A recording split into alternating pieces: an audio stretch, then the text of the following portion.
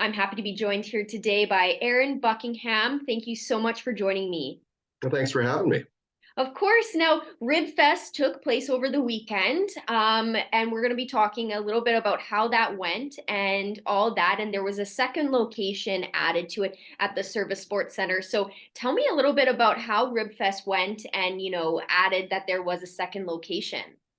Yeah, so it was something that we've wanted to do at Border City Connects for a long time. It's one of those things where we are going to do a fundraiser, and when we do one, we try and look for mutually beneficial opportunities to make everybody be successful. So a few things changed this year versus the Rib Fest you've seen in the past. Of course, this is our fourth annual, and we wanted to have the full-on festival the first time. And of course, something happened. It was a pandemic or something, happened during that time. And so we had to do a drive-through format for that. So eventually last year, we were able to bring it up to a full festival format with beer gardens and so on and so forth.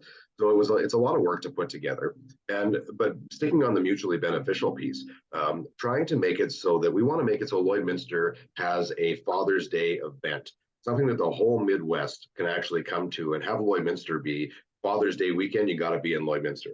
Right. So the idea the whole time was to get together with Just Cruising Car Club because they were having an event on the south side of town. Ribfest was happening on the north side of town. Made no sense to me.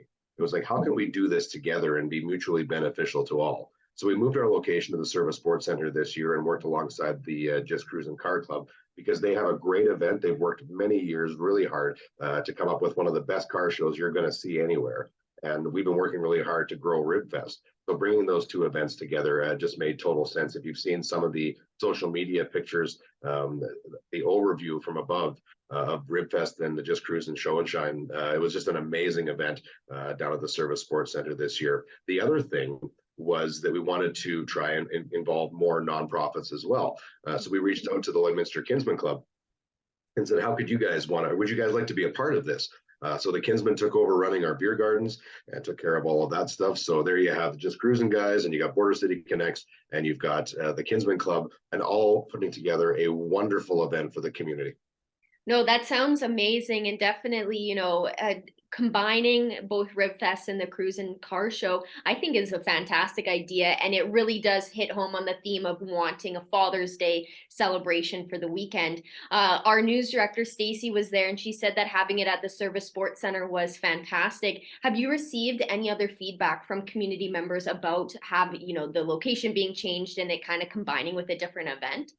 Yeah, lots of positive feedback about the layout. There's a few things that I'm going to want to try and tweak and change next year just to make the flow a little better. But as far as everything went, location-wise, right on the pavement there, all really good all together. And we had lots of great. We can't thank the community, the business community around that area, and even the residents in that area enough for what inevitably happens when you have that many people coming through. So we talked to all the businesses up along Highway 17 to the east side of the Service Sports Center and said, hey, you know what, we're probably going to need parking. And they were like, yep, go ahead, you use our parking lot. And the Meridian Inn and Suites there on the Best Western on the south side gave us their overflow parking to put our beer gardens on. So Marlene and her crew were really great to work with there, and the staff of the Service Sports Center and the Just Cruising guys and the Kinsman guys. And that's the stuff I love, is that everybody comes together to put on an event for the community. It's not just Border City Connects. All of those groups, all of those businesses, all of the people, all of our volunteers that work so hard to put this all together. It's just, that's the heartwarming part for me, because at the end of the day, we put on a great community event that the community can come to, check out the cars. They had an amazing lineup of vehicles there, check out amazing food, and just something nice to do in our community. And I think that is the win in all of it. Yes, it definitely does, especially, it's the fourth annual, you knew you needed to make a couple of adjustments and changes, and you wanted to make it as perfect as possible. And I think you guys really did that. And adding, the fact that you had the car show in as well, so people could walk around, view the cars, get some food, have a good time with each other. That sounds awesome. Now, it just ended, so maybe it's a little bit too soon to talk about next year, but do you have any plans for the event next year that you may change or, keep it kind of similar to this year? Yeah, just minor things. The other thing that I forgot to mention is we added the Border Paws Animal Shelter into the group this year as well, and they ran the 50-50. And I do know that they were able to raise, the jackpot there was around $4,000 at the end of the day. So that was $4,000 to the winner and $4,000 to Border Paws. So So that was good. Just a couple of layout things I think I might want to change this year or next year, open it up a little bit on the east side. So I think people had a little trouble finding where the beer gardens were. And it wasn't just the beer gardens, it was all the tables and chairs and seating. So you could go and eat, but we had a bunch of vendor trucks along the one side. And I think we're going to move those, if we can, to the other side next year and just really open up the site a little bit more. Other than that, there's very little to change. It was really well done. And we can't thank the community enough. You know, you go through all the work and all these groups come together to put something on, and it's really, really disheartening if no one shows up. You know, and I can't say no one showed up. I don't have numbers on how many people showed up, but I would strongly suspect that there would be around 6,000 plus people that probably went through there over the weekend. And it's fun to watch too, because some people come through once, they try one vendor, and the next day, yeah, they want to try the other one. Some people come as a couple and they go to two vendors at a time and combine their meals. And of course, for Father's Day, that's the weekend we asked for 4 years ago. I couldn't believe that we actually got it. I figured that some other group would have had Father's Day locked up for years in advance, but no one did. So we have Father's Day locked up for years in advance. So that's going to be a continual event that we're going to try and bring back to the city every Father's Day weekend. You can count on being able to have some great ribs. Additions this year, the roasted corn truck. If you didn't have some of that, you really missed out. I had my eyes open. You know, sometimes we're in our own little lane. I put, you know, salt and pepper on a buttered piece of corn. No, these guys had like 10 or 12 different spices, like taco seasoning and jalapeno popper spice and all these different things you put on a roasted corn. And he sold out.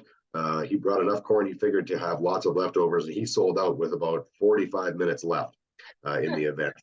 Border City Connect's major fundraising part of this is a lemonade stand that we have there, and people were raving about the lemonade. They just loved it. And we sold out at the very last minute. Two more people came to buy lemonade and we didn't have any. So that was really, I'd love to take credit for having that time perfectly. It can't, but it worked out really well. So, you know, when people come to support, they want to know how they can get money in the charity's hands. You come and buy your pop and water, soft drinks, lemonade from the Border City Connect stand every year. And that's a fundraiser for us.